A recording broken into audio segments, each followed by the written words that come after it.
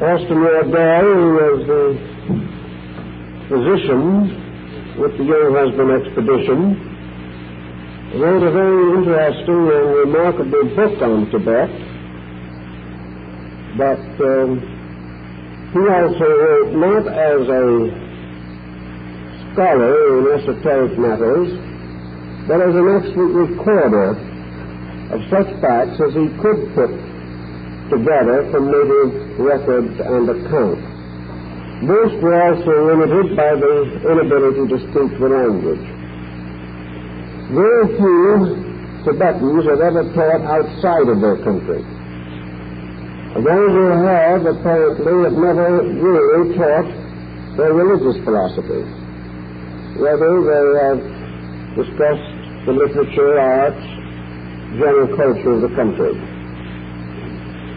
Therefore, from the time of Abba-Huk, whom Madame Blavatsky calls the Lama of Jehovah, down to the present time, we have very little authentic information relating to the more profound religious beliefs of these people.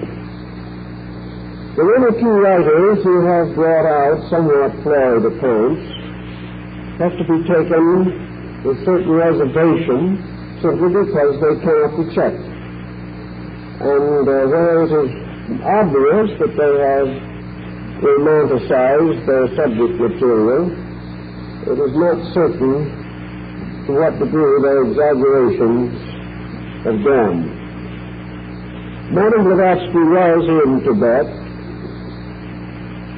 and according to the letter of endorsement that was written by the Panchen Lama, she was at the monastery palace at Tashalampu, where she had access to the Tibetan libraries and other religious material. Yet in going through her writings, we find also very few actual facts that can be traced directly to Tibetan sources. Most of her philosophy arose either in India or in one of the Buddhist areas, such as Ceylon. So we only have an occasional evidence of actual Tibetanism. Some perhaps in other books beside the Secret Doctrine. Some fragments in what is now called the third volume of this work, and in the Modern Phanarian and other writings. I think we must therefore say frankly that whatever Madame Blavatsky secured from Tibet is incorporated into the grand body of her concept, without being clearly marked as to the area from whence it came. She does refer to certain commentaries and certain symbolic works which she did consult at Tashalampu. But for the most part, her indications in this particular area are vague. So for our purposes, I think the best thing to do is to summarize so far as we can what is generally known about Tibetan metaphysics and the general condition of the country prior to the entry of Communist China. Tibetan culture is not exceptionally old. We like to think of the Tibetans as having been a very learned people from almost prehistoric times. But actually, their culture, particularly their higher Buddhistic learning, dates from about the 8th or 9th century of the Christian era. Therefore, their entire philosophic structure is probably about 1,000 years old, or possibly a little older. Prior to that time, there is not a great deal of evidence that Tibet was strongly influenced by Indian culture. These wild nomadic tribesmen did not indicate a high degree of previous culture when the early Buddhist missionaries reached the country. They came very largely as a result of the marriage of a Tibetan chieftain who took to his lonely country two Buddhist wives, one from China and the other from Nepal. These ladies wanted their religion to go with them, and they were successful in persuading this rather primitive, barbaric ruler to introduce Buddhist culture into his country. It had only been there a short time, however, when the extraordinary consequences began to manifest. And in a very short period, less than 100 years, Tibet emerged as a stronghold of Buddhism, partly as a result of the Buddhists seeking new lands for their ministry, as India itself began to force them out due to the restoration of Hinduism. Just exactly what type of Buddhism came into Tibet is also somewhat of a mystery. But for all practical purposes, I think we must say that it was the Mahayana, or large vehicle, the same system that was to reach across to China, Korea, and Japan. The Tibetan Buddhists certainly enjoyed the diversified and highly dramatized concepts of Northern Buddhism. They received what is now known as the Bodhisattva doctrine, the doctrine of the metaphysical extension of Buddhist principles from the ethical to the very highly symbolical form that we find throughout the northern reach of Buddhistic influence. The primary difference for our purposes between northern and southern Buddhism lies very largely in this metaphysical development. In the course of the metaphysics, Buddhism in the northern areas called upon a number of other beliefs for a certain amount of esoteric material, whereas southern Buddhism was always rather severe in its practice.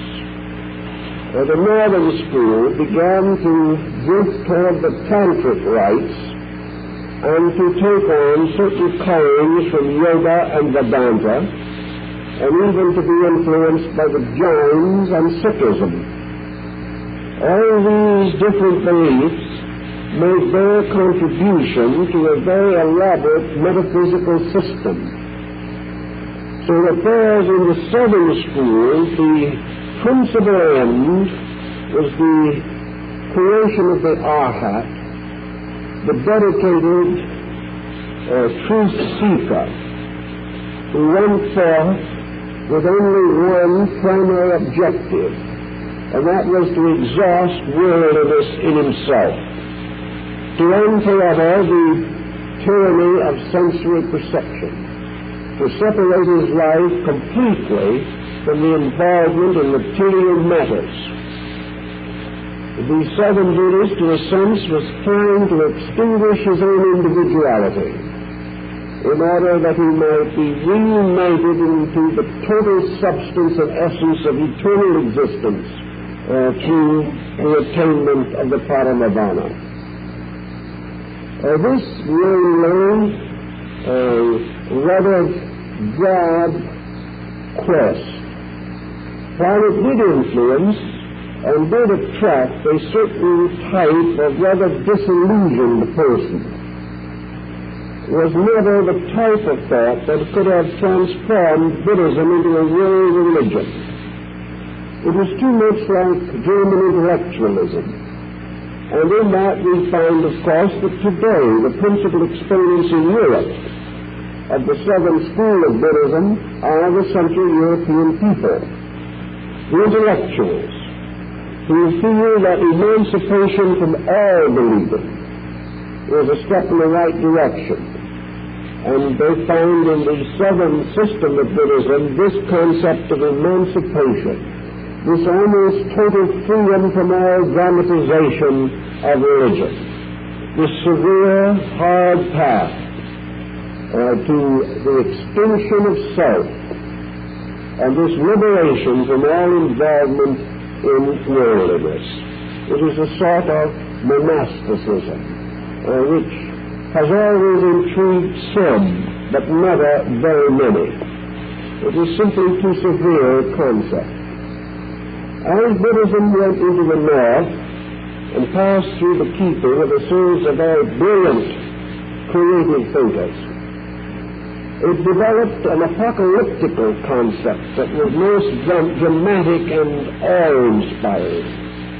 It unfolded into a vast psycho-theological structure, a cosmotheism, as it has been called, a structure in which the entire universe is brought into focus, and the path of human growth takes on much of the coloring of yoga and much of the exploring tendency that we have wherever transcendentalism takes a strong hold on human nature. The Buddhism that went into Tibet, therefore, was highly dramatic, highly colorful, and probably suitable peculiarly to the barbaric nature of the people. Instead of demanding the complete renunciation of the previous religion of the country, Northern Buddhism immediately adopted into its own pantheon the mysterious beings, spirits, nature creatures of the Buddha religion, which was the indigenous faith of Tibet, doing almost the same in this region that it did in Japan, that it quietly and systematically absorbed Shintoism. Buddhism, instead of declaring the faiths of other men to be false, took the simple ground that all these faiths were merely other interpretations of Buddhism, that there was really no difference at all. Then it became obvious to the king of Tibet that this new faith was going to be of the greatest value to him in the integration of his own country and the advancement of his people to a more highly civilized state.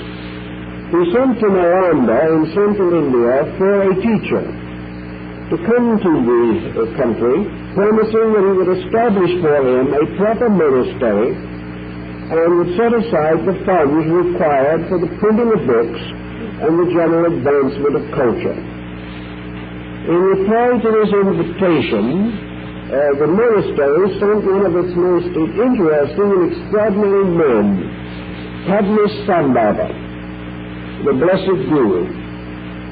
This man, who was really a wizard in his own right, according to legend, made the almost incredible journey across India and across the great Himalaya range, driving before him oxen laden with books, images, and the paraphernalia of religion. Arriving safely in the court of the king of Tibet, he was most warmly and happily received, and was given authority to reorganize the religion, which at that time was shamanism, or as we would know it today, much like the faith of the primitive American Indian tribes of this country. The worship of nature, the worship of animals, the creation of simple shrines, and the continuance of human sacrifice. The actual condition of Tibet, therefore, can be best perceived when we are told that it was Padmasambhava who abolished cannibalism in the country. This would almost certainly mean that there was not too high a degree of culture prior to his coming. We are also informed that with the mysterious double-headed thunderbolt, the symbol of the god Indra, later to become one of the most important esoteric symbols of the higher Buddhist mysticism, Padmasambhava converted all of the demons, spirits, and monsters of the ancient Tibetan highlands, rescuing the people from their allegiances to evil spirits and to monstrous forms and ghosts, and transformed all of this hierarchy of elementals into good Buddhists who became servants and defenders of the faith. Thus relieved of the primitive belief, the people began to advance and in a short time developed a written language, had their own literature, and within a very short time monastic orders were established for both men and women, and the general advancement of the cultural life of the country is noted. Also the development of a proper civil code of laws, the development of medical arts, and the introduction of the basic sciences taught in the land, including astronomy, architecture, mathematics, music, art, and literature. All of these changes came so rapidly that within 200 or 300 years, the mysterious Tibet that we think of today came into existence. A country so little understood and so little known that it is the last great place of enchantment on this rather disillusioned planet. It remained, in many respects, this unique, isolated home of religion until the present century, in fact, well into the present century. When Lord Bell going into Tibet, he was the medical officer in the young husband expedition that carried an army with artillery to Lhasa in the early years of the present century in order to prevent at that time a Russian effort to control the area. Bell was sympathetic, if not informed. He realized conclusively that whatever these people had as a religion was important. Being entirely different in his thinking, a good son of the Church of England, Wardell was not really equipped to give this Buddhism of Tibet a true interpretation. But he was fair enough to point out that whatever it was and whatever it taught, it had to be important. It had brought these people a degree of culture so rapidly and so remarkably as to be almost without parallel in history. It also raised these people to a tremendous degree of internal strength. And Wardell realized that it could not be the pessimism of Burma and Ceylon that had accomplished this. Because the people of Tibet were a happy people. They were people who loved to laugh. And when you see them even in the North Indian country, along the borders of their own land, where their merchants come down into Kathmandu to trade, you almost always hear Tibetans laughing. Their faces are wreathed in smiles. They have none of the stoical Mongol in them. And they also are a very bizarre people. They enjoy the most fantastic costumes. Like the American Indians, they have a great love for silver and turquoise. And of course we know in their painting and in their bronze work, they have an extraordinary genius. The wonderful miniature images of Buddhas and Bodhisattvas carved and cast by these Tibetan workmen are among the masterpieces of the religious art of the world. In spite of being a comparatively small country with a population never exceeding 2 million, Tibet has made a great many essential contributions to the general improvement of mankind, far more than we might generally think. In the development of their philosophy, the earliest contacts of Buddhism in Tibet led to the strong development of tantric thinking. Now, tantra is something that is hard for us to really accurately define, but it is a form of Oriental transcendental magic. The Tantra is a philosophy of spells. It is a philosophy of mantras and mudras, a philosophy of symbols and mandalas, mysterious designs, secret rituals, profound initiation rites, performed in very strange and unworldly situations and environments. The only great temple of Tantric Buddhism outside of Tibet at the time of our day was the Lama Temple in Peking, which also had the honor of being the residence of the only reincarnate Buddha outside of Tibet at the time of the freedom of China, before the present Communistic Party took over. The Lama Temple in Peking must therefore be regarded as a more or less normal example of Tantric symbolism. It was a perfect riot of incredible imagery. I went through the temple many years ago, and there was scarcely a square inch of wall or ceiling that was not adorned with friezes of dancing images, strange multi-armed and multi-headed creatures. There were hundreds of niches draped and curtained around the walls of corridors, in which scenes from the other world were represented in miniature figures of bronze and gold and silver, grotesquely painted and designed.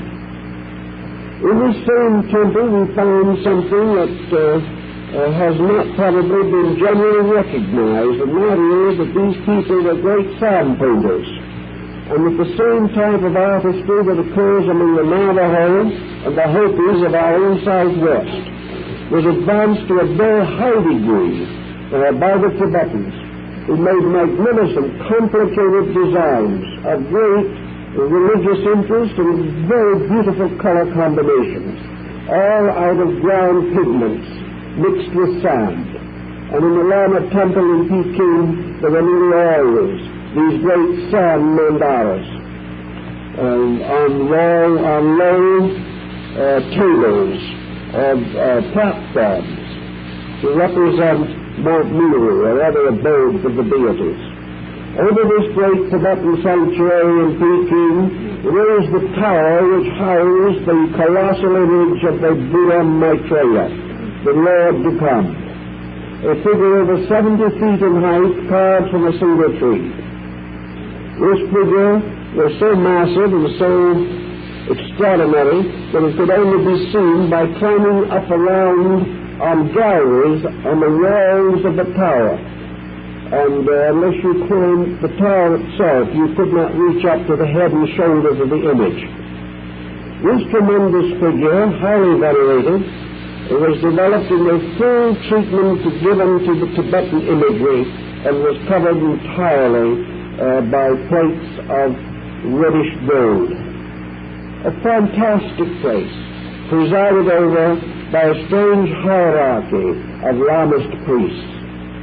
A great building filled with dark corridors and mysterious rooms, where priests appeared and disappeared almost miraculously from behind curtains and drapes and banners.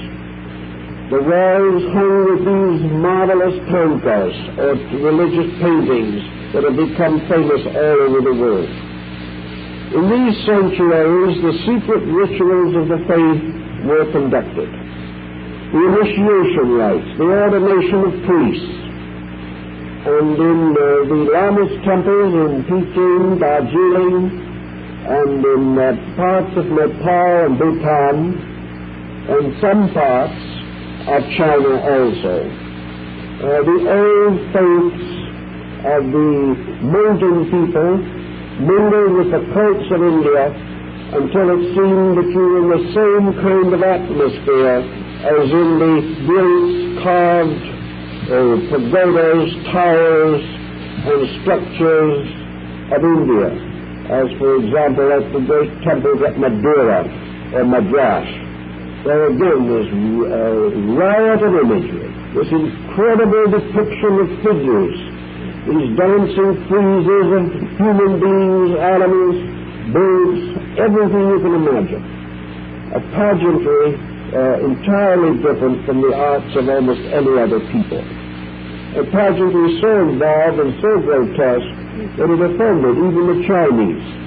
It was never popular in Korea, and when the esoteric Buddhist sects reached Japan, the entire extravagance of the art was reduced to the comparative simplicity that we know today.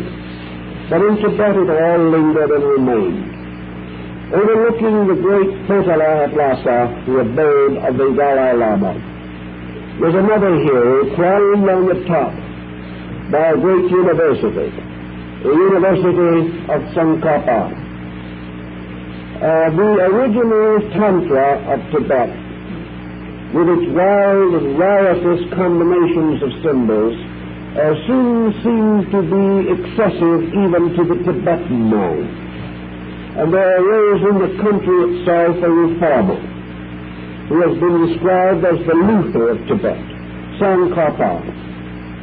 This man was evidently a very devout and very sincere person, opposed spiritually and ethically to the extravagances of the previous faith, and he set himself the task of purifying the religion that had come centuries before from India. So successful was he that he overthrew the power and dynasty of the Black Hat Lamas and established an entirely new order of Buddhism in Tibet. It was a very much more simple, orderly, quiet, scholarly approach to the mysteries of religion. And in honor of his scholarship and in honor of his contribution, the great center of spiritual culture in Tibet was named for him and dedicated to his memory. And in the midst of it is his tomb. The story of Tsongkhapa and what he had to contribute to our situation may be somewhat worth summarizing, although there is no real reason to go into the details of it. He was one of those who had the same kind of mind that appears today in the West, a mind very similar in spirit to that of H.P. Blavatsky herself. What he was searching for was the substance beneath the shadow, the reality under the rituals, the meaning beneath the elaborate symbolism. He believed fully and completely that from Nalanda had come a great esoteric religious revelation, but that gradually this revelation had been obscured because the local clergy in Tibet simply lacked the understanding, the insight, to perpetuate the more subtle phases of the doctrine. They had never really attained it themselves, and gradually they had developed what might be termed an orthodoxy. They had simply taken on the outer form of it, they venerated it, they worshipped it, they held the scriptures in the greatest reverence, but they never understood them. So Tsongkhapa wanted to try to restate the essential principles of esoteric Lamaism. Now, as far as is known, there is no text in existence in the Western world that really, actually reveals this esoteric structure. Probably the work that was done by the late Dr. Evans once was as good as is now obtainable. He gained it very largely through cooperation with the Lama Sangha and others. But at the same time, he is not in a position, or was not in a position, to delve into the deeper phases of Tibetan thought. It is a world that has been left to us because really no one cared, and now the situation is in such poor condition that there is some question as to whether it can ever be restored. There is, however, some discussion now that Tibetans in exile may attempt to put together the story of their culture in some way that will be available to generations to come, that we may be able to restore what we can of the ancient way. At least we should have the knowledge, we should know what it was all about, in the effort at least to become powerfully conscious of the extraordinary beliefs of these people. It is strange that a comparatively small group, a minority sect in any sense of the word, should have developed so complete and extraordinary a system of culture. We usually think that great religions accumulate, and that unless a faith has 100 million or 200 million followers, it can scarcely have attained its majority. It cannot have matured the tremendous internal potential. Here is a faith that never was numerically important, and yet it did develop a complete system of art, a complete iconography, perhaps one of the most complicated ever devised. It developed its own philosophies, metaphysical systems, its various symbols and emblems, with its remarkable skill and extraordinary creative imagination. And somewhere among these ancient mountains, there were certainly some original thinkers of outstanding ability, great interpreters of wisdom and philosophy. I think we may say that in harmony with Tantra and with other mystical sects of India, from which the stream undoubtedly originated, that the Lamaism of Tibet is essentially a system of yoga. In other words, that it is very largely based upon secret disciplines for the development of the spiritual centers in human bodies and in the consciousness of man. It is a mysterious, magical way of growing, a way dominated by breath and by the use of certain symbols and emblems with esoteric meaning, the use of sound, the magic of the intoning of sacred names, the use of utter mesmeric processes by which the individual could throw himself into cataleptic states, the use of extraordinary symbols which in one way or another excited the inner mental imagination of the beholder. In that way, combining him or uniting him in some mysterious manner with principles and with laws otherwise not intelligible to him. In this pattern, of course, we seem to be coming very close to the basic concept of most ancient religions. Pythagoras, visiting Egypt, said that he saw in the temples there all of the deities represented by geometrical solids, through the contemplation of which certain reactions were aroused within consciousness. Therefore, I think we must assume that the entire symbolism of the Tibetan imagery is archetypal and is very carefully calculated to produce a particular and special effect within the consciousness of the Tibetan people. Almost certainly and inevitably, however, this symbolism is only valid for individuals who have the background of the Tibetan culture itself, because the symbols bring to mind principles, truths, ideas, rites, ceremonies, and rituals which are only known to the Tibetans. Therefore, the non-Tibetan cannot possibly receive the complete impact of these symbols. He may be bewildered by them, astonished by them, and experience certain metaphysical extensions through them. But their true meaning is for those who have been brought up in the philosophy, who have studied it all their lives and are fully aware of its deepest meanings. Tsongkhapa, for example, certainly gave to the people a wonderful system of medicine. He was a scientist of skill. He taught not only physical therapies as we know them, but all kinds of magical and magnetic forms of healing. The graduates of his college in near Lhasa were certainly persons who possessed an understanding of medicine totally different from that of the West. And in some cases, of course, Western learning was obviously superior.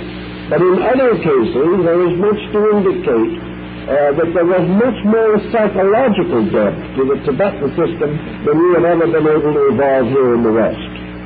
The great systems of psychotherapy, of soul culture, of health from within the individual, these were developed in these mysterious and remote areas. One reason, perhaps, why the Tibetans were able to accomplish as much as they did was their isolation. Isolation has a tendency to mature a civilization from within itself. The isolated culture must depend upon itself for survival. It cannot enjoy the labors of other peoples. Western man's civilization has been built up by constant contact with other people. Western culture has descended from a long stream of previous achievements. We are benefiting today from Greece and Rome and Egypt and Persia. We are also benefiting at all times from the discoveries of other culture groups of our own period. Thus, we are not able to say with certainty to the degree we are indebted to Germany or Italy or France or England for advancements in all types of learning. Out of such advancements comes the tendency of the individual to depend more and more heavily upon the collective knowledge of his society. Today it seems that almost anything we want to know we can find out by asking someone or reading something. It has all been done. It has all been made available, and progress from here on is largely building upon this polyglot structure that already exists. In Tibet this was not true. And another startling example of where it was not true was in Japan, which was completely isolated for 300 years. And from that isolation developed its own art, its own cultures, its own metaphysics, its own mysticism, in a way which is quite different from that other culture which is in constant contact with other people. Tibet was, of course, the most perfect example of total isolation among the major cultures of the world. These people lived alone, unknown and untouched, except by boundary peoples such as the Mongols. They had to develop almost every phase of knowledge from within the cultural life of their own people. They had to create both their educators and their education. And they had to perpetuate this among only their own stock. Century after century, therefore, they dug in. They had to answer their own questions. And with the exception of an occasional wanderer who brought a flash of light to them from somewhere, they matured and developed their own complete theory of life. Because it was developed in this way, because in it there was no conflict such as is always present in a confusion of beliefs. These people developed a tremendous penetration, an intensity almost unique in the history of religion. Furthermore, their location not only isolated them, but gave them certain other psychological conditionings. First of all, they lived in a highly mountainous area. They lived in one of the most rugged, magnificent terrains there is in the world. People go from everywhere simply to see that which is the common homeland of these people. Like nearly every group that has lived in a highly mountainous region, lived very close to the immensities of natural surroundings and natural happenings. People who have not been overly wealthy, but have been forced to gather their sustenance from the rugged heights that approach the timberline at all times. And more than this even, people whose respirational system was adapted to an average altitude of from 15,000 to 18,000 feet. These conditions all affected the lives of the people. It has been observable everywhere that people dwelling in high atmosphere and in high altitudes seem to have a peculiarly sensitive reaction to spiritual matters. They seem to be more pure in their psychic nature than those living in lower altitudes or among congested cultural patterns. In any event, by themselves, a hermit people, the whole group, born, living, and dying in, we might almost say, retreat from the rest of the world. We have this unfolding of a highly meditational way of life. And perhaps no other civilization is so completely archetypal in its thinking. This is where we have great psychological importance. These people thought things through with the equipment that man has received. And they prove conclusively the magnificent job the human being can accomplish in putting the universe in order as far as his own needs are concerned. We find every necessary indication that the human being can perfect from within himself a knowledge sufficient to his every need. And furthermore, that under certain favorable conditions, we can anticipate the knowledge later to be accomplished by much more scientific methods.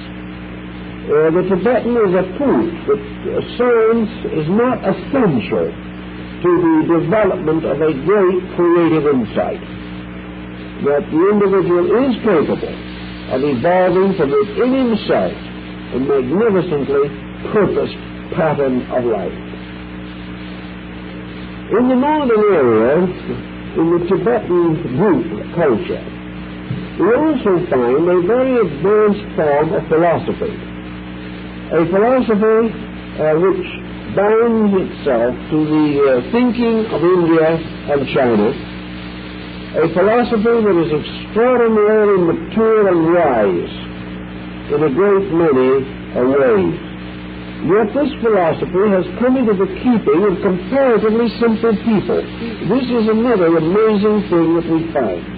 It is quite possible to imagine a man like Plato attaining to a great wisdom, but it is difficult to reconcile great wisdom with a Tibetan yak herder who has never had any of the advantages or privileges that we know. Yet this person has an innate understanding of values. He knows without really knowing what he knows or how he knows. Yet he lives in a universe permeated by dimensions of value that are almost unknown to us. And the more we consider his interpretations of things, the more we respect them. We find that he has made a very important and valid contribution. Being by nature essentially a Buddhistic country, it is natural that the Tibetans should also develop their concept of the basic power at the source of life. And in this we find the emergence of the concept of the Adi Buddha. We see the universe coming into existence as a result of the compassionate contemplations of a great hierarchy of celestial, or at least neo-celestial beings. We find the Tibetan using Adi Buddha interchangeably with the word cosmos, or its equivalent. In other words, the deity and the total existence must be regarded as identical. We have not yet reached this point in Western thinking, but we are approaching it. For in actuality, these other people were further along in this type of thinking than we are today.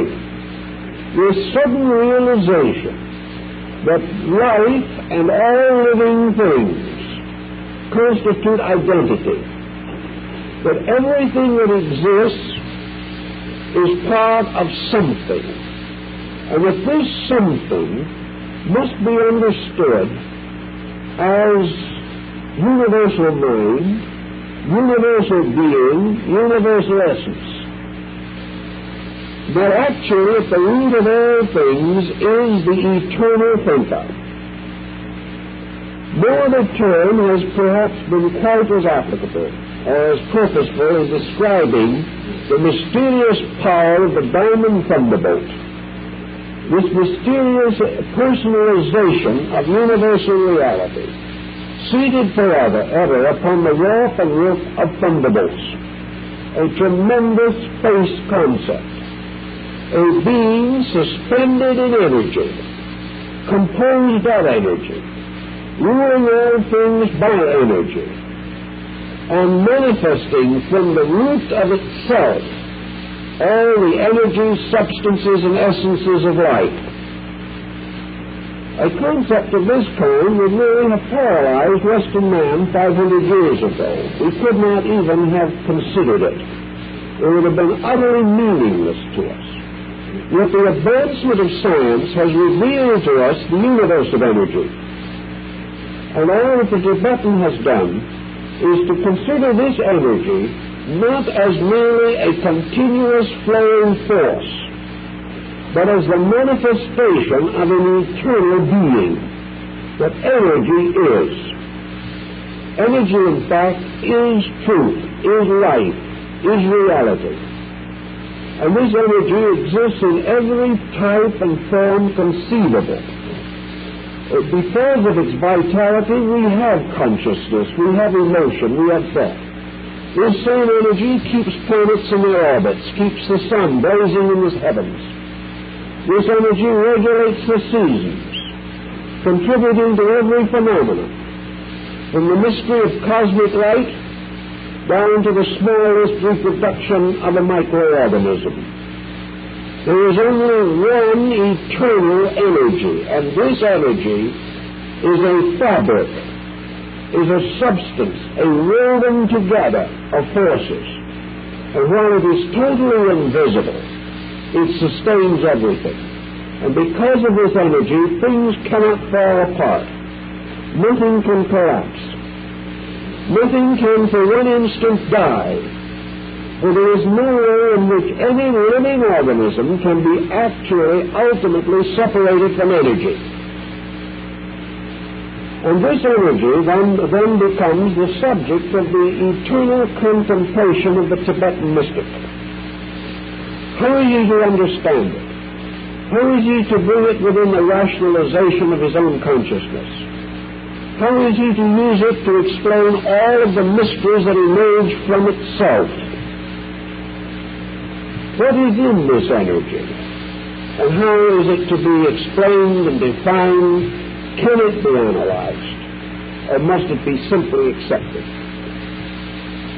The Tibetan, looking for an appropriate symbol or emblem for this energy, creates the figure of a great seated Buddha in meditation, a being crowned with the attributes of rulership, a lord of the wheel, a king of the cycle, a being, however, which remains forever immovable. Its vastness known to us only by the dim intellectual form of an eternally meditating being, a being whose meditation fills all space, a being its nature itself, being identical with space, a being which creates only internally, that nothing is ever born from this being but within it, because every process of it is an internal meditation, realization, or concentration. Thus, creation can only be a mood, a dream, a condition set up in the eternal nature of this eternal dreamer. This meditational nature not only indicates the divine attributes, but it also indicates man's journey to reality. If everything in nature is essentially introverted, if everything ultimately and finally lives within itself, and all that appears to be without itself or outside of itself is merely a series of dreams or images or impressions derived from sensory perception, then we come to the conclusion that we can see other things, that we can understand only ourselves. We can be in communication with other beings, but all purposeful endeavor has to arise only from within ourselves. The only thing we can possibly do for each other is to help each other to discover themselves, not to discover ourselves. All divine processes, therefore, consist of moods set up in infinite consciousness. And this infinite consciousness is a substance, an essence, a principle, a life. It is whatever you want to call it. But intrinsic in it, and part inevitably of it, must be everything that emerges from it. And the first thing that emerges from this consciousness itself may be said to be the pattern or the grand plan of things. Therefore, it is assumed in Tibetan philosophy that the eternal thinker envisions within its own nature all that will be produced therefrom, visualization being the basis of what we call creation. Creation is actually bringing forth things in the mind. And because cosmic mind fills all space, it is perfectly conceivable to us that things have a space existence, that while they seem to exist in a space location, they are actually existing in a mind condition. As a result of this type of philosophy, it becomes further obvious, as the ancient tantric system so clearly set forth, that everything that we know is mental magic. Everything that we know is a process of mentation. Evolution, growth, all these are finally experiences of cosmic mind. And we understand them, discover them, become adjusted to them simply because we are also cosmic mind. And the great problem that we all face, as Buddha himself pointed out, is to annihilate the distance between individual mind and cosmic mind. Therefore, growth actually represents readjustment with the cosmic intelligence or consciousness itself. Tantra, Yoga, Vedanta, all of these systems are systems of reconciliation or realization, systems which depend for their validity upon their ability to bring the individual back into relationship with the eternal mind, the use of human mind as a bridge to unite the personality of the individual with the universality of truth itself. Now, this is quite a concept for people living in these wild areas with a cultural background that to us appears little more than barbaric. Yet it was essentially the basis of a tremendous inward experience. This experience of the individual creating his own lonely road, so to say, from phenomena to the luminal state of things, from things as they appear to things as they are, from not being to being, from not essence to essence. This tremendous journey, the journey which alone seemed important, the mysterious science of sciences which alone seemed to hold any solution to the problems of mankind. In this, of course, the Tibetan is quite orthodox in his Buddhism. And I think we have to realize that in this area also, Madame Blavatsky found a great deal of supporting testimony in the Trans-Asian metaphysical theory. We have, for example, in her writings, the clear evidence that she believed in what might be termed a secret doctrine about life. Now, what this secret doctrine really is, if she was inspired by Northern Asiatic thinkers, this esoteric system is all involved in this extraordinary process of universal thought. Yoga is simply a phase of mind culture by which the individual seeks to rescue the intellect from isolation and restore it to identity with cosmic mind. Almost every type of esoteric culture that we know for the regeneration and improvement of man has to do with this journey inward to the substance of truth itself. So that we have in theosophy, and always have had, this realization that is essentially Buddhistic, namely that the individual must achieve union with reality, yoga, through the gradual liberation of consciousness from bondage to illusion of all kinds, as this illusion exists in the world of generated things. In other words, man, to find reality, must outgrow that which is not real in every aspect and phase of his being. He must realize, as the Eastern thinker has always realized, that the total reality which he seeks is not to be found in phenomenal existence or its relationships. It is not to be found in the world of seeming, in the world of things interpreted by our own objective faculties.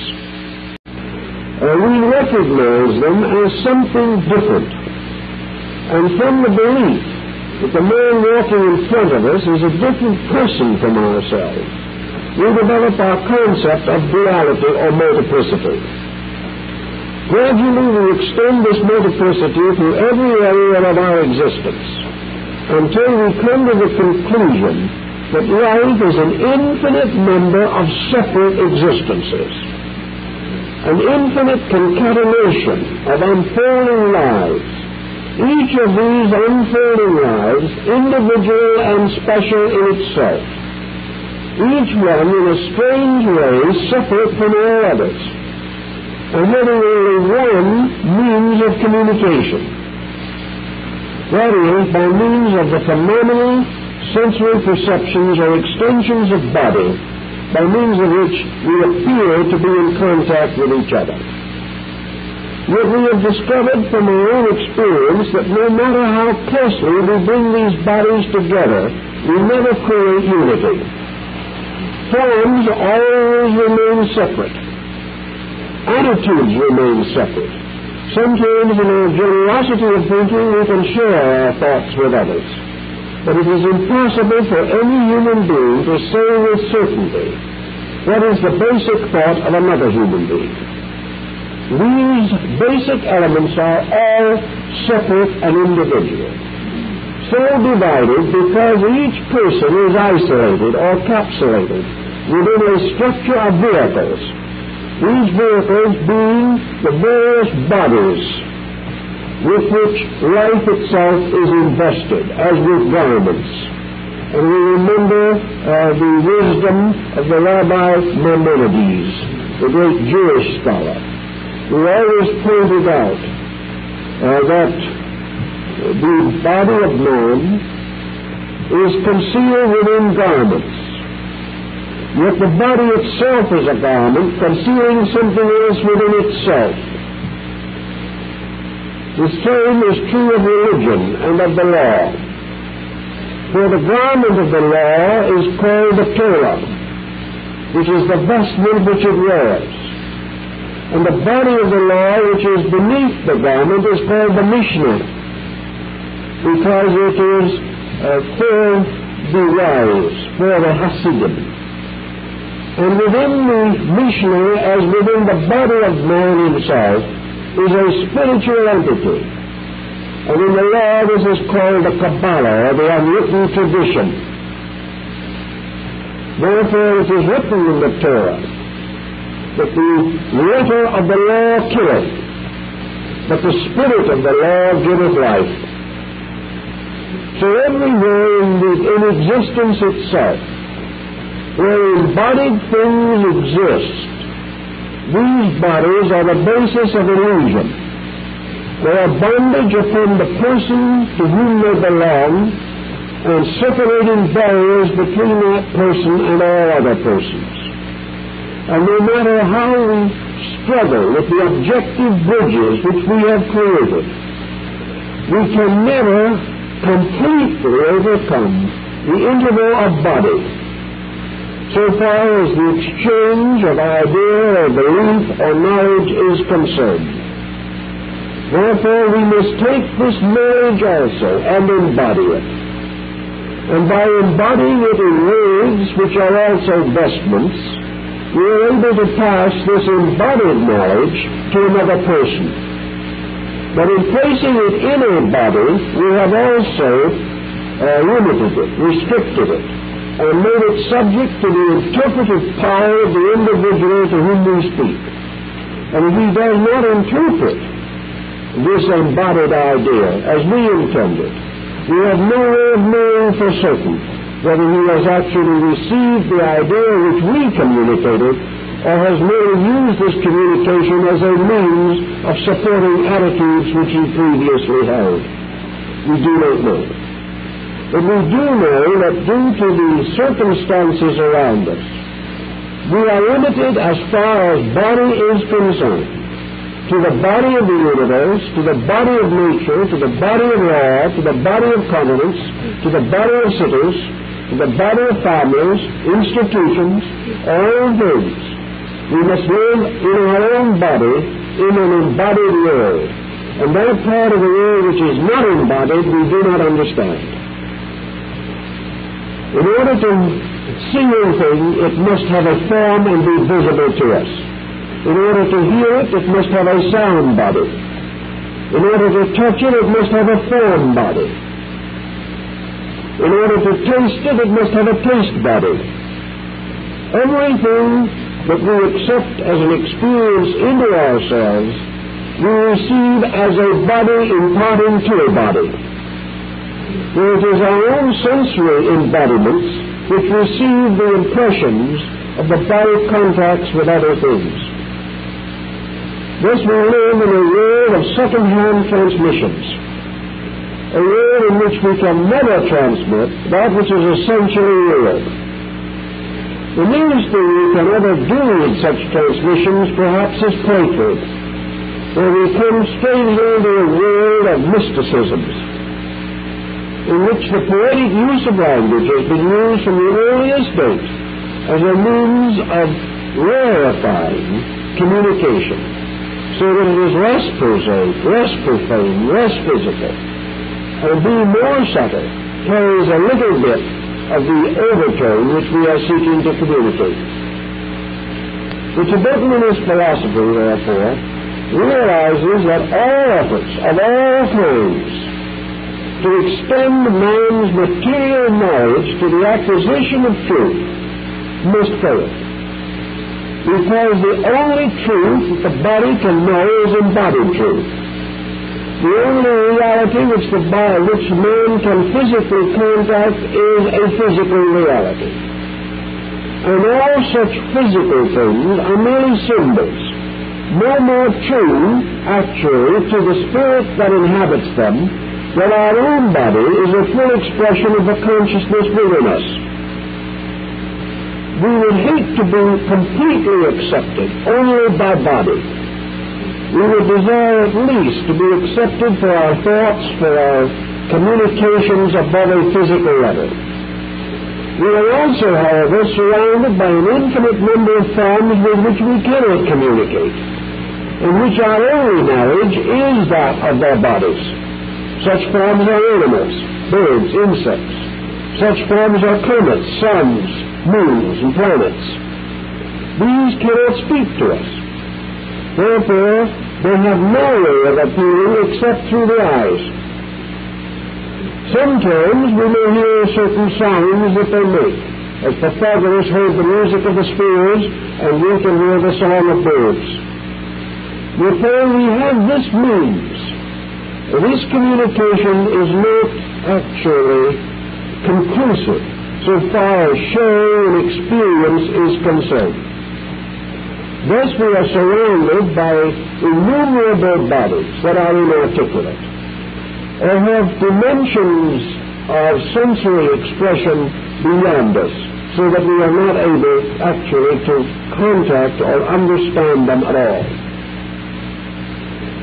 The Tibetan takes all these inarticulate bodies, takes all those mysterious forms which we seek to understand, and places them on his altar as a series of extraordinarily designed figures.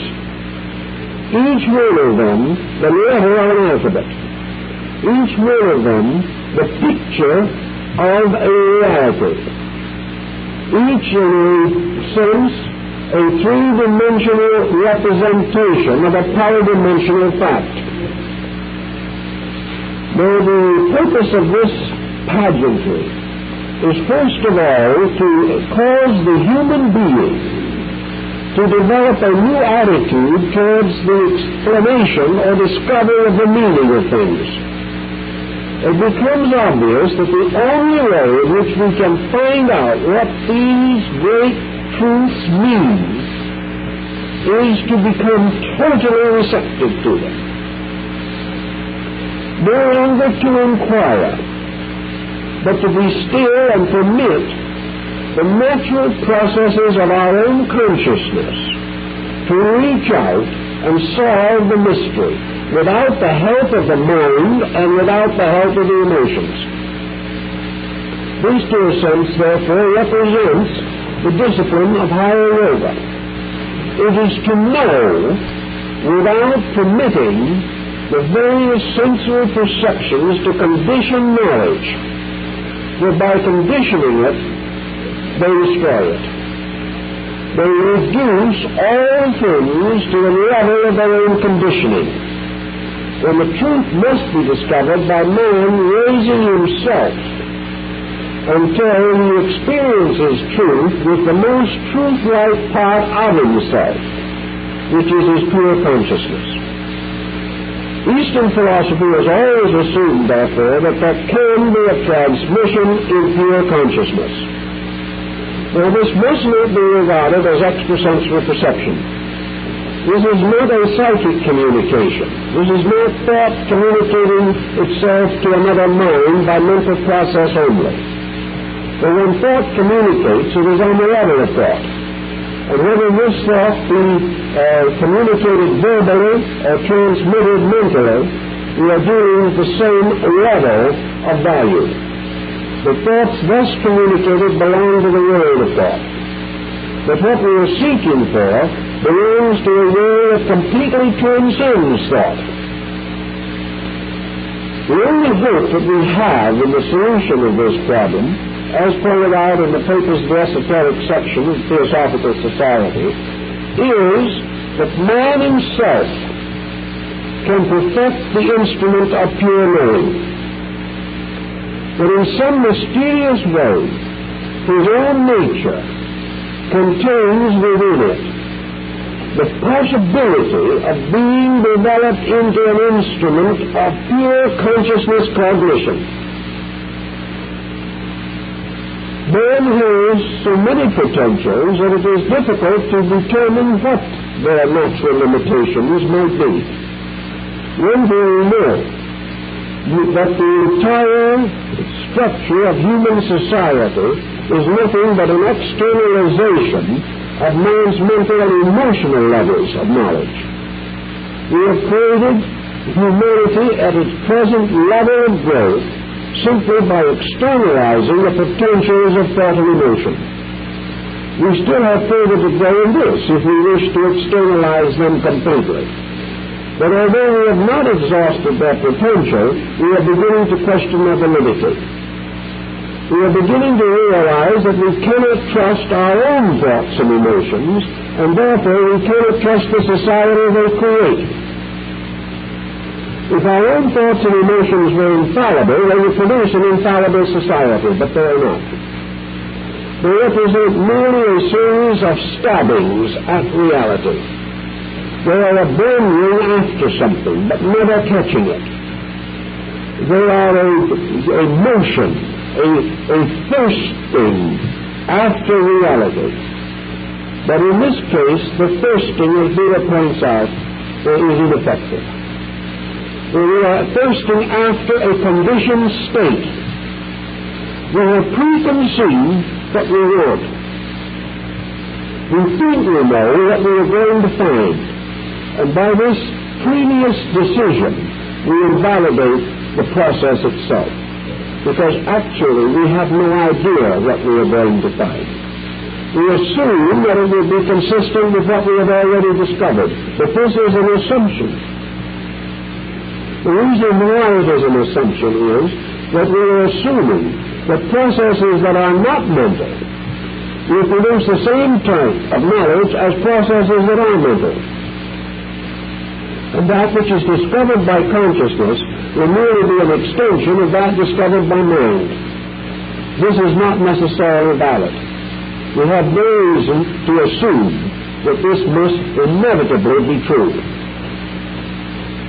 So in our yoga and in our development of this type of thinking, the whole of ancient learning, especially in Asia, was aimed first of all at trying in some way or other to discover the facts of things.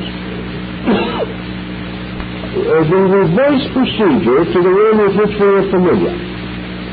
Western man has built on trial and error, hoping that in the end he will attain to the knowledge that he needed in the beginning. The result of this is that he has built a civilization by trial and error, which has been mostly trial and a great deal of error.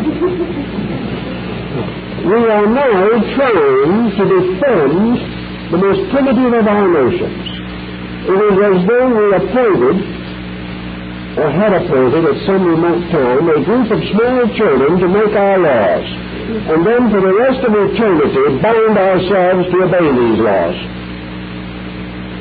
We try to assume that out of the gradual process of evolution, we will ultimately obtain a condition in which we may achieve security. But in the process of so doing, we simply destroy ourselves time after time, wipe out culture after culture and civilization after civilization, because each of these proves inadequate. And man himself must continually outgrow the arbitrary limits which he placed upon his own growth. Easterners started out with an entirely different concept, and this is really probably the key to East-West relationships psychologically. Eastern man at a very ancient time decided that the most important thing in the world was to discover the fact. What is the truth? If we cannot know it completely, we must know enough of it so that we will not build from the beginning a culture entirely contrary to it. Now it is obvious that when we ask for such a situation, when we ask for realities, when we ask for truth, we are asking for the most valuable and precious and difficult of all things. We are asking for the highest type of genius of which man is capable. We are asking for an insight that we have scarcely dared to bestow upon anything but God himself or the avatars which he has sent into the world as his messengers. We have assumed that even the prophets have not yet achieved this degree of insight. So what has happened? There is much evidence, of course, that for the most part, Asia did not accomplish its end. It did not discover these tremendous realities in a manner that was practical or useful. But one thing did happen. They produced, by special art or science, a group of teachers. These teachers probably did not attain to the absolute ultimate, but they did attain to a very high degree of insight. They were not able to form a way of life from the absolute knowledge of the divine plan, but they did approach close enough to the suburbs of heaven to discover at least some of the principles of that plan. So they began on a higher level of insight than Western man, because they valued insight most. They valued the internal above all other considerations and were resolved to fashion the external world into the likeness of the internal need. As a result, there were a number of schools established down through the ancient world, especially in Asia, a few also in Egypt and one or two in Greece, which were devoted almost exclusively to the production of the person of insight, who was to be the natural and inevitable leader and guide of mankind. And in this development, there was this gradual unfoldment of a secret system of instruction. Secret because it was concerned with an end or goal opposite to that of the average person. Man wanted success in this world. This was exoteric knowledge. A few wanted to know the mysteries of God. This was esoteric knowledge. But the ancient pointed out that just as surely as man could build a vast structure of material knowledge to satisfy his curiosity concerning the material world, so he could likewise evolve within himself extraordinary inner arts and sciences for the satisfaction of his spiritual curiosity concerning truth. As a result, a whole pattern of processes was established. This pattern developed through Hinduism, developed originally probably from the great sages and rishis of the Veda, and finally an adaptation was shared with Buddhism, the Jains, the Sikhs, and many other Indian groups, even moving into Persia to influence the Sufis. Some, of course, affirm that actually the beginning was in the Persian area and was finally brought into India. But regardless of its exact location, there evolved a great transcendental doctrine. This doctrine was believed in, accepted, and venerated in the East, and generally disbelieved in the West. It seemed incredible to Western man that consciousness could move in two directions. To him, consciousness could only move into objectivity. It never occurred to him that there was another direction or dimension by which consciousness could move backward into itself to explore an inner world or an inner life, and was not merely an outpouring of energy for the mastery of a physical environmental situation. So man continued in the West to master his environment and lose control of himself. In the East, man tried to gain control of himself, and as a result, largely lost control of his environment. As a result of losing control of his environment, he was subjugated by numerous foreign powers and considered his life strangely tragic. But actually, his life was far more profitable and meaningful than can actually be appreciated by others, because it was a journey of the one to the one.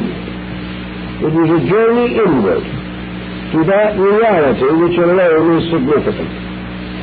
So we have the discipline set up by which the person is going to extricate himself from the bondage of the objective directing of consciousness. Obviously, he cannot go on accepting, affirming, and adjusting to the infinite diversity of objective phenomena if he wishes to go in a contrary direction. He must determine his goal, he must decide what the values are, he must make up his mind, and then he must proceed according to his intent. As Buddha pointed out, the beginning of this process was the gradual disentanglement of the mind from the hypnosis of objectivity. The individual must stop affirming that the earth beneath his feet is the reality. He must discontinue the belief that he is every day on the verge of finding the answers to everything. All he is finding is an answer that asks more questions. He must stop affirming or believing that his own existence is to be satisfied by continual involvement in matter. Even if he becomes king of this little earth on which he exists, or extends himself further to master other planets, he is still born, suffers, and dies, and is still unable to attain the true state of insight or security. To meet this challenge, a way of detachment had to be established. And in many countries, this way of detachment was monastic. The individual had to make a clear break with the illusionary world. He could not serve two masters at the same time. He had to determine which one he would serve. He also realized that when he tried to compromise and attain both ends, that he spread himself much too thin. He could not achieve his purposes. For the pull or the mysterious gravitational force of materialism continued to drag him back into the satisfaction of his sensual intellectual desires, and in so doing reaffirmed the reality of his outer life over his inner quest constantly, until this reaffirmation became practically an hypnotic force. Now, the truth seeker in ancient times was therefore inclined to make a clean break with all those attachments which must inevitably tantalize him and demoralize him if he did not clearly affirm his true devotions and his true loyalties. In Southern Buddhism, therefore, the renunciation was the complete giving up of the life of the person whose interests were purely of this world, the life of the householder, the life of the merchant, the life of the businessman, or even the professional man. All of these essentially had to be left behind. The individual had to cut himself off from every entanglement by means of which his consciousness was bound to the illusionary state. He was not strong enough to be constantly in the presence of temptation and not be tempted. Therefore, he had to remove temptation by binding himself to obligations of renunciation, by decreeing and declaring in the presence of witnesses, by oath and by testimony, that he had rejected the shackles of illusion, and that he was resolved to dedicate himself totally and entirely to the quest for reality. Once he had achieved this complete severance, he then had to begin the process of bringing his body into servitude. Not only did he have to get rid of the world around him, but he had to get rid of the worldliness within him. To do this, he had to re-educate every part of his own nature. He had to rise above the cravings and requirements of body. This he did by extreme austerity, by fasting, by various penalties and punishments, which he visited upon the flesh.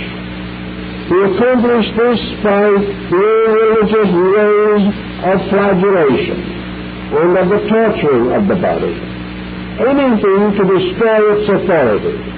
It was against this attitude also that Buddha raised his voice, declaring that all abuse of the body was wrong, that the body was not to be tamed by abuse or by beating, any more than men are to be governed with a whip. And the answer here lies that men will obey if they understand. Therefore, the bodily purposes must be revealed. Man's relationship to the body must be enlightened. He is not intended to destroy the body. He is intended to make proper use of it. Therefore, in yoga and other systems, the gradual bringing of the body into line with the purposes of consciousness has to be achieved. The body must learn to attain quietude. The person must learn to relax the nervous system. All agitations of emotions and thoughts which disturb the quietudes of the body must be overcome. The body must be allowed to be what it is intended to be, a simple instrument of purpose, an instrument which has its proper rights, an instrument entitled to adequate nutrition, proper sanitation and hygiene, an instrument never to be abused, for all abuses of it will result in karma, but an instrument never to be catered to, never to be indulged, and never to be allowed to fall into dissipation. For to allow these things to happen is to damage the body itself. If we allow the body to become spoiled, it is like a spoiled child, which will ultimately turn on us and accuse us of destroying its integrity. And we achieved a fairly high measure of bodily discipline, as represented in the fakirs and holy men of India. Then the disciplines were turned to the emotional life, where the individual was taught to refine, regenerate emotions, to purify feelings, and as the Buddhism to gradually transmute all personal emotions into the one great emotion of compassion, the tremendous sympathy for all that lives, but a sympathy completely non-personal, a sympathy that is not touched, in the sense that it is allowed to develop any personal desires, personal ambitions, personal reactions, but the entire life being dedicated, as Buddha says in the Mitra Sutra, to the highest form of spiritual love, the heart doctrine, that love of self, love of vanity, love of things, love of persons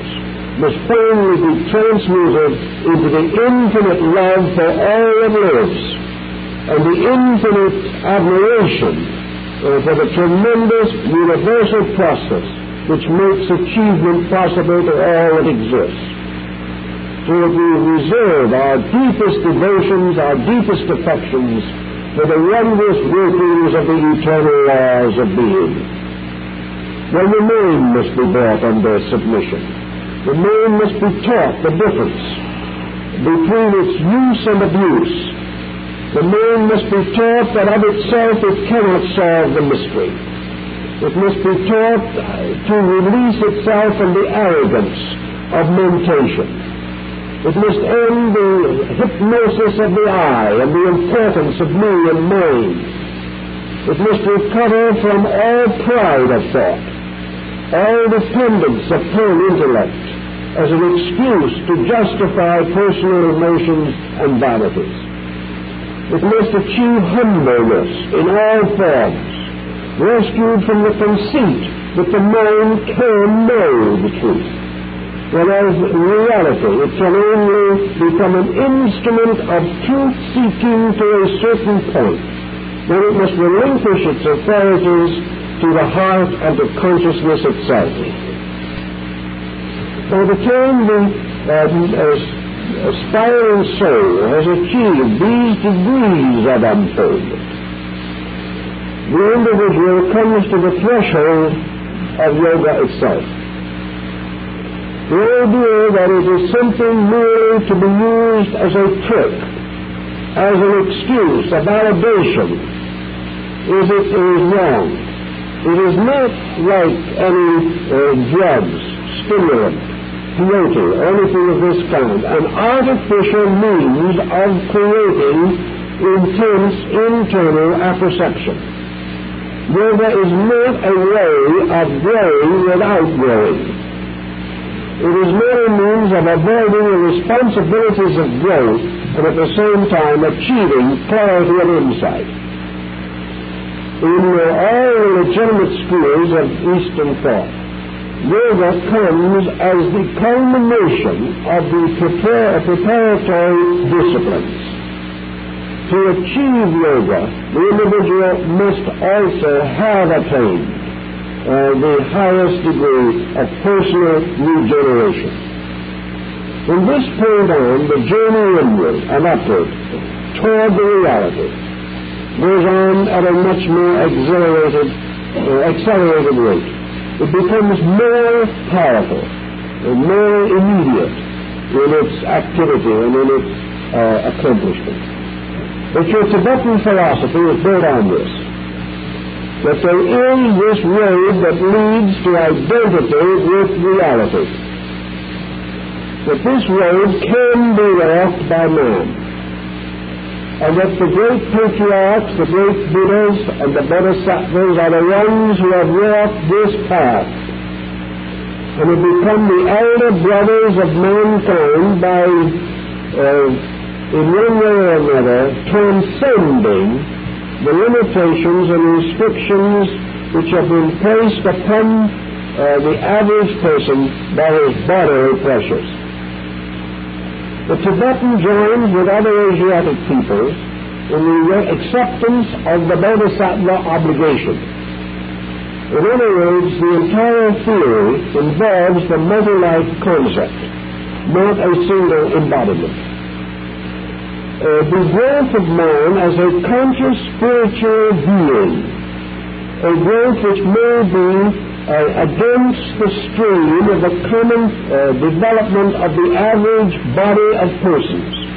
This growth, which is learning to go upstream against the current, begins with an obligation taken to the self, an obligation that cannot be taken lightly, an obligation which represents the factual dedication not only of the person's life, but of all coming lives, to the end of time, dedication to the attainment of truth. Not to become a vessel of truth, but to become identical with the substance of truth. Once the obligation has been taken, the great processes of growth go on. But the individual in whose nature the Buddha seed has been planted is presumed to be reborn again and again with this dedication, until finally, in the fullness of evolutionary procedure, this dedication impels the consciousness to the life of the Arhat, impels the achievement of the Bodhisattva state, and finally leads the being to the full liberation through Buddhahood. This concept, of course, constitutes a kind of ladder of ascending steps. This ladder was actually taught and appreciated, so far as we can learn, by the members of the great university at Lhasa.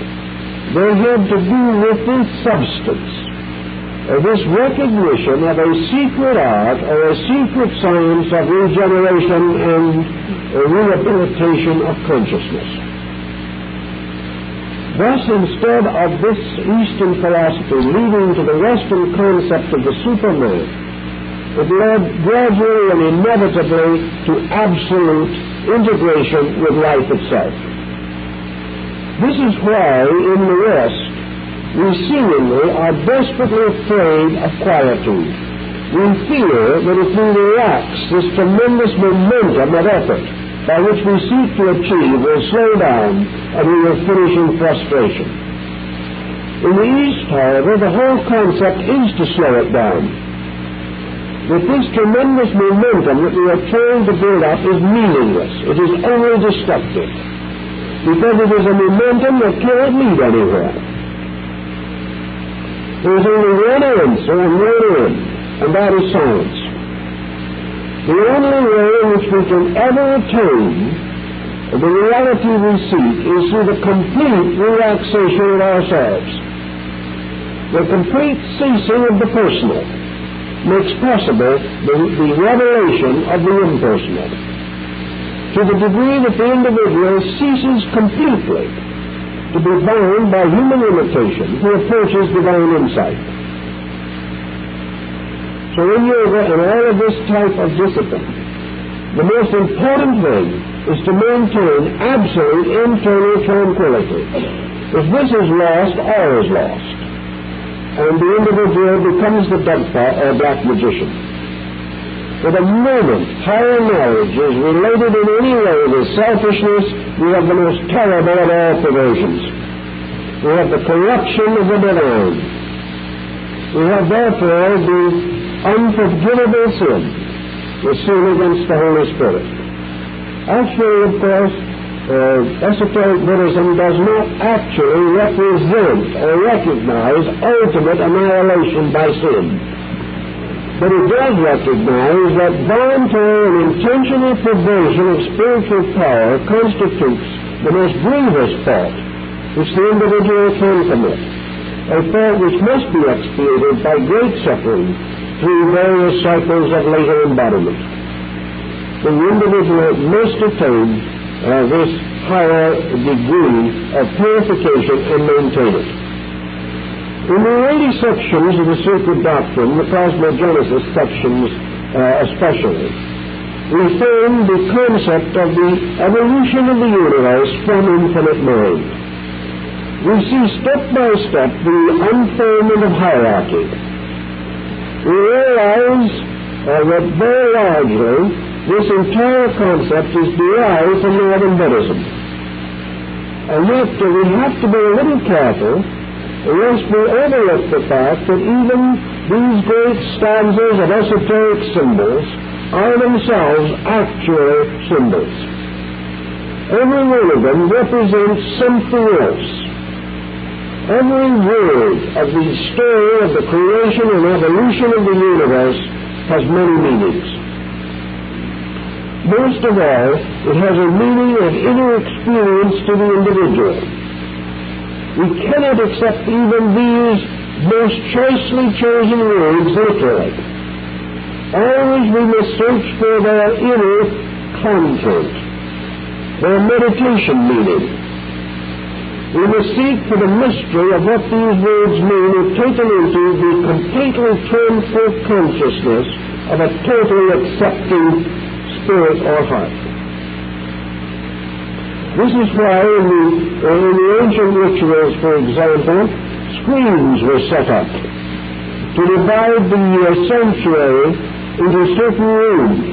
These screens were ornamented with the figures and symbols of regions of space, and within these symbolical temporary tent-like structures, the various rituals were conferred.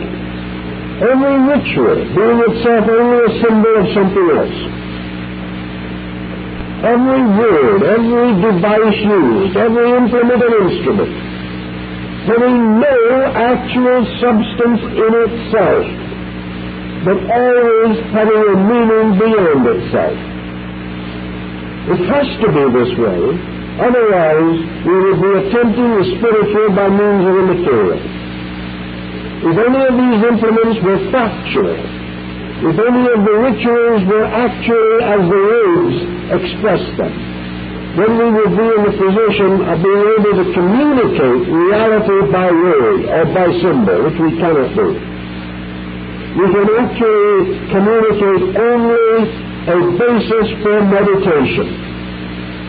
Each conscious being has to take this symbol into himself, discover its meaning, explain it in terms of his own need, of his own expanding awareness, and woe to anyone who believes that because he has passed through a certain ritual, he is now in the possession of some choice spiritual property.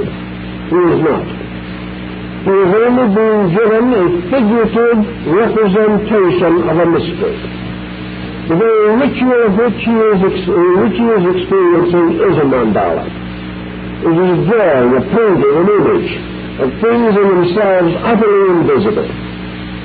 Things to be known and experienced only within his own consciousness. The only journey that we can therefore recognize is the one that was also sensed by the Neoplatonists, who may have been influenced by modern Buddhism. We are not sure about this. But certainly the Neoplatonists of Alexandria did possess many of the same essential principles or secrets. The whole problem consisted, therefore, of bringing the person, first of all, to an immediate experience of something transcendent.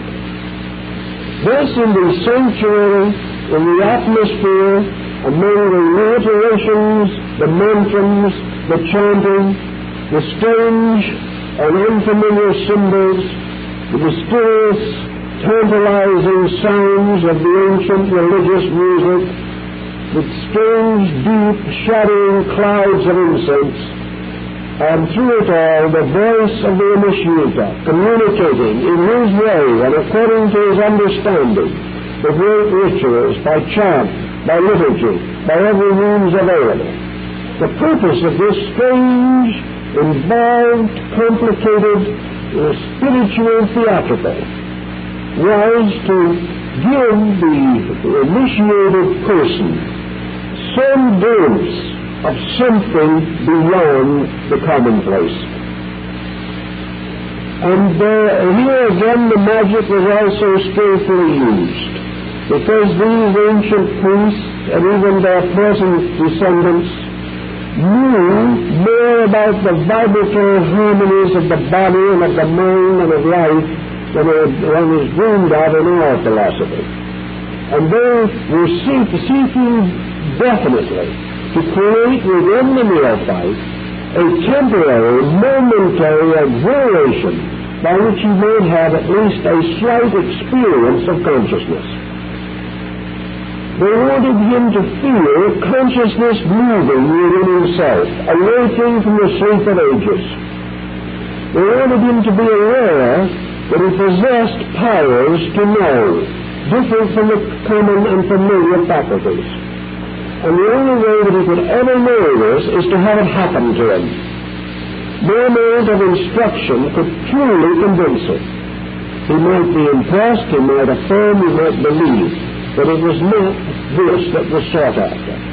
The thing that was really desired was that the individual have the actual feeling of an extension of consciousness. Plotinus describes that this happened to him among the Neoplatonists, that he himself, on a few occasions during his life, was for an instant picked up and carried into the consciousness and presence of his God. Pyrrhus describes the same experience in the Metamorphosis, how through the very wonderful combination of every scientific means available to the ancient hieroglyphs, the neophyte was able to glimpse something of this region beyond. The same thing was attempted less successfully in China by the Hong Society or the Association of Heaven and Earth. The candidate had to experience something, not merely symbolically pass through the ritual. He had to know, for example, as a personal experience, that this ritual was symbolic, not factual, that beyond it was something else. To create this move, to escape from this worldliness, all this strange paraphernalia was accumulated, to set up within the person a kind of decentralization of his points of fixation, the individual had to be for a moment confused as to the substantiality of his material focus. He had to be disoriented physically. He had to feel for a moment some uncertainty concerning the integrity of his material consciousness. He had to become aware that there was something beyond. And in the writings and mystical reports of Northern Buddhism, we find many accounts of these temporary elevations of insight, in which the person actually experienced something that he could never forget, and that became, so to say, the final assurance that the road he was following did lead somewhere, and that the teachers who were instructing him were able to actually accomplish what they said they could accomplish. It is all a very intricate and complicated situation, but it does center around one of the points that in Tibet is emphasized, although not quite in the same way as in the writings of H.P. Blavatsky. This point is the existence of a great invisible college, the college, as the ancients called it, of the 6 days' work, the college of the labors of creation, labors which must only be culminated by the labors of regeneration. That there existed, therefore, a secret school, governed over by arhats or adepts, that it has always existed in the world, that it stands more or less as an eternal remedy against the continual expansion of materialistic thinking, that it must remain and always must be the only process of instruction by which man can extricate himself from his constantly increasing material involvement. Now, if this involvement was leading to reality, if it was essential and necessary, it would be different. But actually it is not. The answer is that we cannot achieve the ends which we desire by the means we are using. And for that matter, we do not even know the ends that we really desire. We are following a will-o'-the-wisp of illusionary knowledge, seeking to substitute our own thinking for the purposes and plans of the infinite mind itself. So the esoteric schools and the esoteric sections of various philosophical institutions exist for the purpose of gradually leading truth seekers through the various levels of the hierarchy until finally the individual, through his own merits, is capable of an internal, conscious relationship with the great systems of spiritual education. But they must exist. Why? Because in the mind of the infinite is also the great teacher. Just as surely as the Buddha is represented as the perfectly enlightened, so he is also the world teacher. And within the cosmic mind itself is the infinite pattern of legitimate instruction. And this pattern of legitimate instruction is gradually integrated around a hierarchy of unfolding intelligences capable of administering this system of instruction. This system, which has as its end the fulfillment of the biblical admonition, "Be ye perfect." All secret societies in this world, all initiation rituals established among men, all the esoteric schools with their material symbolical paraphernalia, are therefore emblematic of the great school of the mysteries, the great school of eternal truth resting in the eternal mind. As therefore we may say that the infinite is infinite life, and thereby ensoils all things, that it is infinite light, thereby revealing all things, that it is infinite wisdom, thereby bestowing wisdom upon all things, so it is infinite instruction, forever using the processes of creation as elements in a great system of education. Thus creation itself is the great university, ruled over by the hierarchy of initiate teachers. This was held in Tibet.